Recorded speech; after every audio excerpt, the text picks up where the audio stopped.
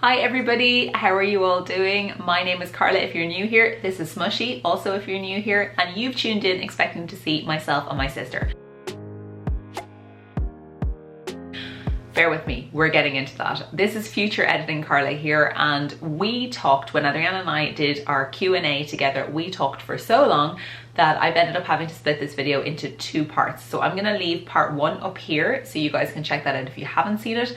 It gives you an introduction to Addrianna, her weight loss story, her journey, and of course Addrianna is the person who inspired me. So you know, if you want to check that out.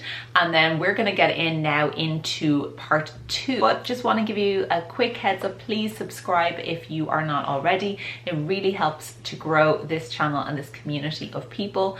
And like this video if it's something that you like. It always helps us to know that that's the kind of content you guys like to see. Comment down below if you have any questions that you would like us to answer in a future video, because we really like doing this together. So hopefully we might do another one in the not too distant future.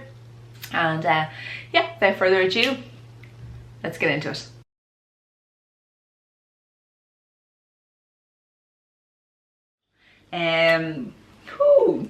Okay. This is gonna go. Do you think that it's possible to be obese and healthy? What do you think of body positivity and fat activist movements? Okay. I think that people should live and let live, is what I think. I think people should be allowed to be whatever way they want to be if they're happy and they're not hurting anybody else around them. That's my initial reaction. I need to think about the rest of it a little bit more. Go. Do I think it was possible to be obese and healthy? I thought so. Now I'm only speaking from my experience. I was morbidly obese, BMI of 50, and I did blood tests every single year, and every year they came out, no bother, not a single issue, nothing wrong. And I was like, okay, for how long?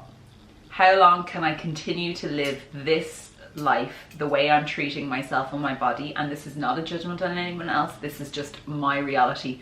How long was I going to be able to get away with my behavior and my actions before it came up in some medical test result? And I thought I had gotten away with it, but then it turned out I had seriously damaged my fertility chances, which was something I had not tested until the start of my weight loss journey. And it's just something that in Ireland we don't have gynecologists. We don't, like, unless there's something wrong, you don't go to a kind of gynecologist like you would in the States. You go once a year. We just have our national cervical check, yeah, and that's it. And we don't check for any kind of markers or anything like that. So I checked just to see what my egg reserves were like, just as an indicator to see if I had time to wait until I lost weight in order to try for a baby. And my egg reserves were nearly nothing. So and while I cannot say that that is the direct result of being morbidly obese, it definitely factored into it. And I was told that if I lost weight, it might make a difference. And I now have a 7-month-old son, so I would say that yes, it probably did make some kind of difference. And like, I wouldn't say we were exactly careful prior to me losing weight. So now, you know, like, I got pregnant quite quickly after starting to try. So, you know, like, I think it kind of worked that way. In terms of fat activism and body positivity, I wanted to be really body positive.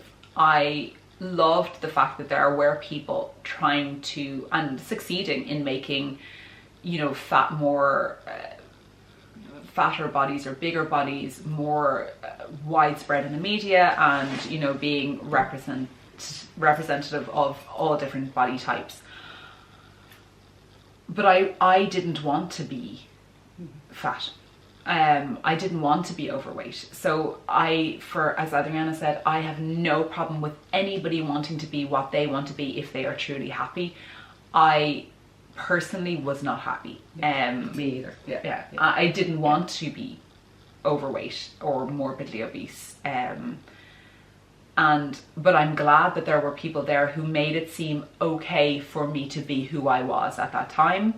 And I'm glad that I was able to lose weight and to tackle my demons so I didn't have to be overweight anymore.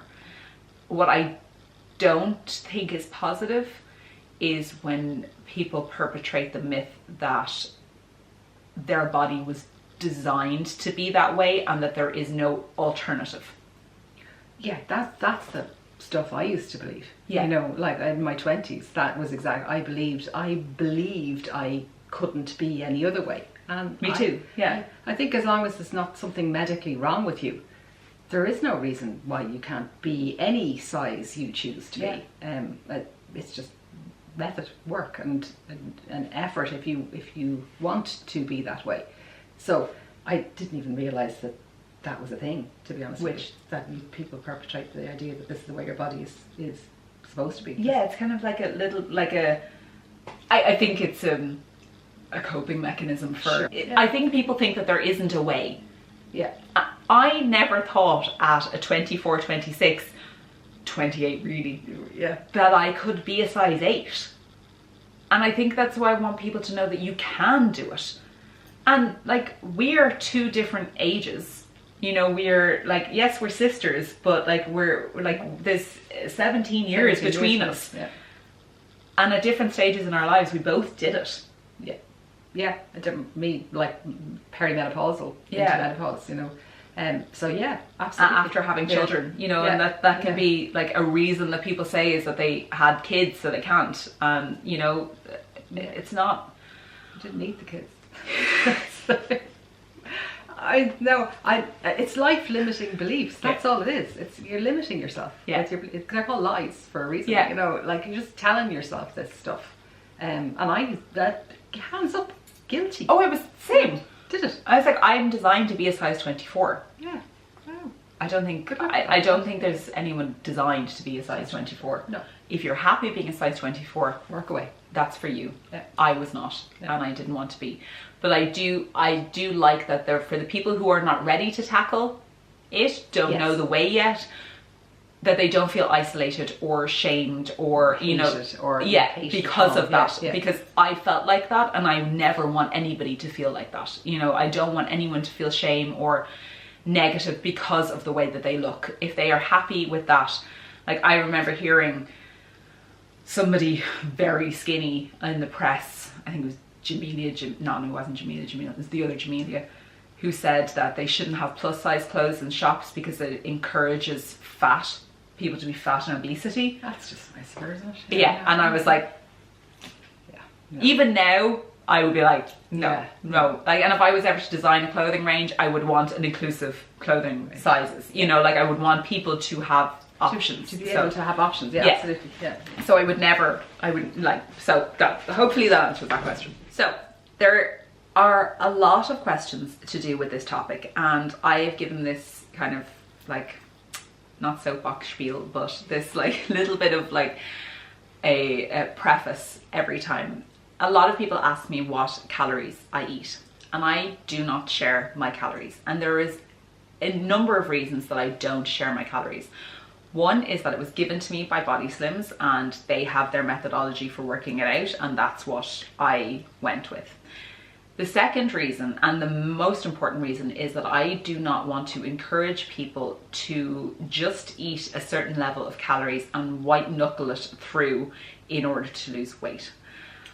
Calories are one part of weight loss, but the most important part is mental health and working on your behaviors and your actions and why you choose food. And if I just tell people my calories, and I know that people like Jordan Shrinks have regretted sharing their calorie allowance because my calories might also not be suitable for other people. And like, I'm 5'8", I'm quite tall, and you know, it might not suit somebody, and I'm also not a medical expert. So there's so many reasons why, but the main one is it's so much more than calories. Weight loss is, yes, that is consistent calorie deficit is the methodology to lose weight. It's the roadmap to weight loss. That's what BodySlims is. But the main thing that overarches everything is what goes on here. And that's the reason that I don't share my calories, and Addrianna won't be sharing hers either. In terms of how did we decide on our calorie restriction, which was the question, I wouldn't even use that term personally. I would say the calorie limit, and as Jared says in BodySlims, it's a limit, not a target. But it was given to me by BodySlims, so I just went with whatever they told me, and I decided that that's what that was. And people can speculate what my calories are, and people will, and have accused me of perpetrating, you know, starvation and anorexia and things like that, and whatever. That's, well, yeah. But the most important element of weight loss, and I always talk about it, is mental health, and how your behaviors and your actions towards food, and why you reach for food, and why you binge, or why you need to escape with food. And that is what I will always talk about. And I think if you want to do something similar to me, join BodySlims. And do a cycle of BodySlims and see how you get on. But otherwise, I'm not going to get into the calories of it, because, you know, there's TDE calculators. You can go use those if you want to. Is there a way that I can have an example of a week menu? So I think for both of us, it's very similar. I find that there is a tendency, and this is something that I did previously, is make it really overcomplicated by looking for recipes and trying to work out the calories of recipes, and trying to find, you know, things and change it up every week and every night. And I ate the same thing over and over and over again. I still do. Yeah, and I still do. Yeah. I had, for lunch, I intermittent fasted through my weight loss. So I broke my fast at 12 o'clock with either a salad or soup every single day. And then I would have some variation of some kind of carbohydrate, normally cauliflower rice, polenta, new potatoes, something like that, with some kind of vegan protein and a whole heap of vegetables. And that would basically be my meal. And I would have snacks in between of, like, coffee, bounce balls, naked bars, a couple of like low-cal crisps, a lot of fruit and veg, a lot of veg. Yeah, that's how I ate. Yeah, and I still eat like that. I only started fasting recently. Yeah. I'd say the last 2 months. So I'm not very restrictive in the evening. But this is just in maintenance. I only started, didn't fast through weight loss. So I'm not too restrictive in the evening. I sort of have my last like cup of tea, and I don't know, whatever, I might have a snack, a rice cake, whatever, in the evening at about 10:30, and then I don't eat again generally until about 2 o'clock. I know that sounds like a really long window, but I'm very busy in the morning, so I don't actually really think about it anymore. And I know that may sound like an anathema to some people listening to this, going, how can you last that? But that didn't happen overnight, and it's been a process of like not relying on food so much. I've just changed my relationship with food altogether. So I don't need to eat until about between 1 o'clock and 2 o'clock, and then I would break it with a salad. It's nearly always a huge salad. Yeah. And my protein of choice, I'm not vegan. I do eat meat, but if you were to spend a day with me, you might think I was vegan. I think I might be a closet vegan. But anyway, my main protein of choice would be tofu. I love tofu. And then secondary to that would be fish, and then a very distant third would be chicken. And that's really, and I would eat eggs very irregularly. So I would have salad with some kind of protein, nearly always tofu. My carbohydrate in that would be rice, because we tend to eat sprout salads. Yeah. Sprout. The ad for sprout. Yeah, we're sprout. For BodySlims and sprout. So that would be, and then evening again, I just hit it hard with another salad. Yeah, so I would have salad for dinner, and it would be again with some kind of protein, whatever I'm having that evening, and snacks intermittently would be fruit. I might eat a packet of some kind of low calorie crisps, stuff like that, and that is generally coffee, plenty of coffee. Yeah, and that's really what I have. And then for maintenance, then how we do it is we both do very similar in that, like, if we go out, you know, like a couple of weeks ago, like 2 weekends ago, we all had like a family like kind of Sunday brunch here, Sunday lunch, and we had pizza and cake, and we would eat that, you know, not to like gorge on it. Well, we would have a pizza, like maybe half, 3/4 of a pizza, yeah. then have some cakes, have a bit, have a bite, you know, and that would then counteract the like kind of lower calories that we would have during the week or, you know, on other days, and that would balance it out to maintain our weight. Yeah. Like I wouldn't do that again then the next day, or you know, and again the next day. It would just, that was that day, and it was great. That's grand. Yeah, you know, but then it was was lovely. Yeah, you just kind of like pare it back again then the day after, and not keep. And I think that's the mistake some people might make in maintenance, is they just keep doing that. Oh, and you can't. If you want to maintain, you can't go bad all the time. Yeah, you know? You can either do the one where you raise your calories up to a maintenance level, you know, for 7 days a week, or you can do the kind of like on off like us. Yeah. And I find, to me, the on off works really well, because I love what I eat the majority of the time, and then it's nice to have like that, like like a pizza, or and it's a looking forward to it as well. Yeah. Somebody asked, is Addrianna vegan too? But that's just no. No. Have I ever been to Whitby Goth Weekend in Whitby, England? No. I don't think Addrianna has either. No. There's three questions I want to do. There's two about each other and our experience, and then let's do one about BodySlims. So what's a dress up day is just where you, at the end, you celebrate by dressing up. They used to have an award ceremony when it was in the rooms. Now it's online, international. But when they used to have an award ceremony, and you would get dressed up, and now you do it kind of like with your family, you know, at home. I never got to do the award ceremony. No, I want a trophy. Want a party, Jared? I want a trophy. I want a party just for me. Okay, here's a really good one. How many programs of BodySlims did you do each? I did for weight loss. 1, 2, 3, 4. Yeah, I did 4 as well. Yeah. 4 for weight loss and 1 for baby weight loss. What were our biggest challenges on BodySlims? My biggest challenge on BodySlims was getting over myself enough to do it in the first place.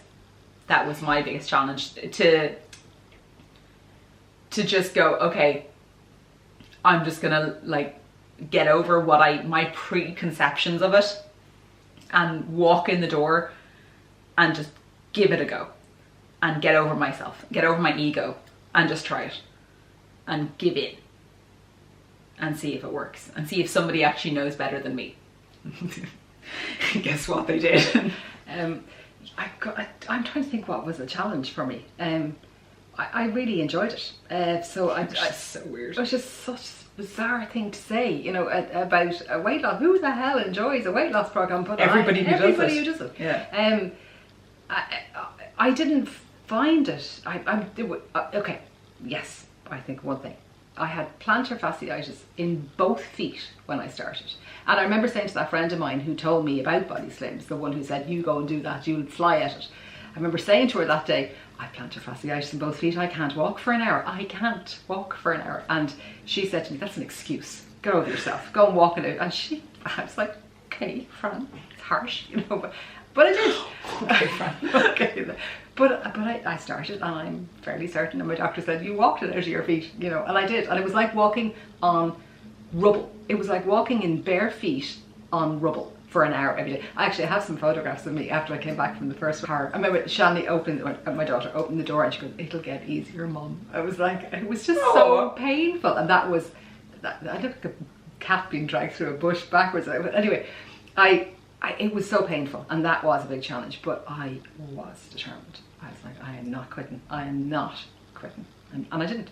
Actually, I have to say, I think walking was the biggest challenge for me as well. It was, yeah. Yeah, because I hated, with every passion of my being, I hated walking, because it was always something I was made to do. And I also didn't know how to walk properly. Yeah, I didn't know. You taught me how to walk properly. Yeah, and I was already doing BodySlims. She was like 2 years, and like you'd done it. Yeah. You were, and I was like, holy crap, this is like. And I'll link that video down below, because I've referred to it so much, and literally changed my life, because I had so much pain in my legs. Oh my god! Yeah. When every time I walked, and then when I figured out, I was like, oh my god, I've been walking wrong the whole time. And I had plantar fasciitis in both feet, and I had 2 bulging discs, and I was like, I can't walk. How can I walk? And then I get really like, Addrianna refers to me, excuse my French, but as resilient. And like, I get really like, I'm gonna fucking do this. And I did it, and I pinched the cartilage in my knee because I went so gung-ho on the first walk. Back when I did it at the very start, it was pre-pandemic, and you did a pier walk in Blackrock, and I was determined not to be the last person. I was like, I will not be the slowest, and I should have been the slowest, but I was like, I will keep up with everybody. And I pinched the cartilage in my knee, and then I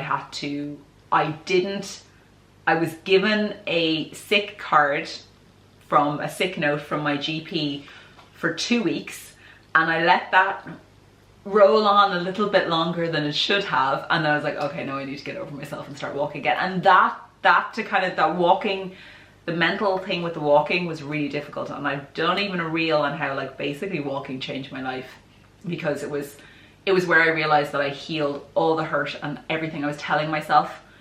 And that was kind of the last of the crap I was telling myself, is that I can't walk, I can't do this. And I was like, no, you have to stop, you have to get over your shitty story and just do it. Yeah.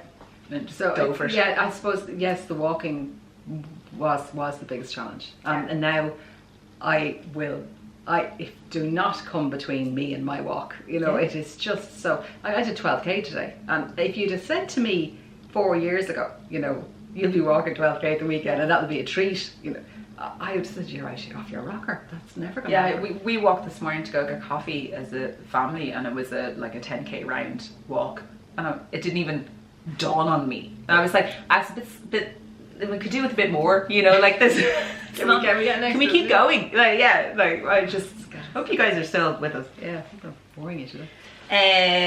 There's so many good questions. You guys are so good. Yeah. This one is funny. Do we get on? No, can't stand her. Yeah, can't stand her. I actually think we've gotten closer though. Yeah, I think we continue to get closer. We do. Yeah, definitely. We certainly have in the last. Like Addrianna's my best friend. Like I have the chats to you know. Like, I know if I'm ringing Carla, it's a long haul. You know, I know if she answers the phone, it's like right an hour. At least. Yeah. Or if I drop into her. Yeah, drop in, you know, it's like, well, like as you can tell, we've been talking for an hour and a half, an hour and 45 minutes. Have we really? I think so, yeah. It's like only 5 minutes. Yeah, I hope my child is okay downstairs, and your child. Do we get on? Do we get on? Yes. Yeah. We never lived together though. For first year of your life. That's which I don't remember. Don't remember. Yeah. So we never actually lived together, which is funny because Addrianna is so much older than me. I think I would do 2 more questions because they're both really good. One, what do our husbands think of our changes? Oh yeah, my husband has been incredible the whole way through it. He was really supportive. Of course, he was the only person I told as well, and my daughter who used to pace me on the walks. And she was great. She was my pacemaker. She was amazing. That's how I got with Shani's really fit. Yeah, she's really fit. Yeah. And my husband has been wonderful. Like he would just compliment me, you know. And even today, actually, he was showing me we were going through old photographs. You know, we just moved house, so we had boxes of stuff to go through. So we were flicking through old photographs, and he kept picking up photographs, going, "Jeez, babe, look at you there," you know. And I was like, "Oh, wow!" There are just some shockers. And he said to me the day, he said, "I never looked at you like that. I never looked at you and thought, you know." He said, "I look at you now and I go, wow," but he said, "I never looked at you and thought, you know, you were hugely overweight or, you know, or horrible or anything like it." So he has been incredibly supportive, and he was really good at making sure I got rid of all my clothes as I was going down. He was like, "That's a bit big on you," you know, or like, "Are you sure?" You know, he's just been wonderful. He's great person, great guy. He's a keeper. He's a good guy. We're not married, but my partner, it has been like, I think the thing with Vincent is that he always saw in me the potential that I never saw in myself. And I don't even mean in terms of like my my physical looks.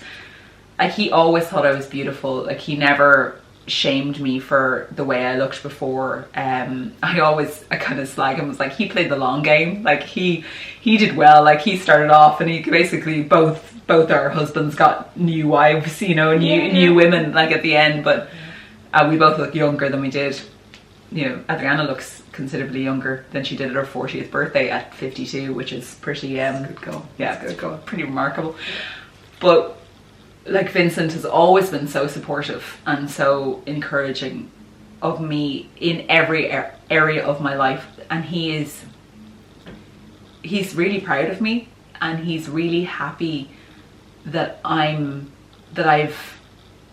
let go of all the stuff that was, and worked through all the things, you know. And he was saying today that it's what he loves is how my barriers have come down and we are now closer, because like obviously both physically and emotionally closer, because I've allowed him in more. I've been more vulnerable with him. I've been more connected with him because I don't have everything else going on. Like all the chatter is gone. I'm a lot more at peace, and it's nice for him, because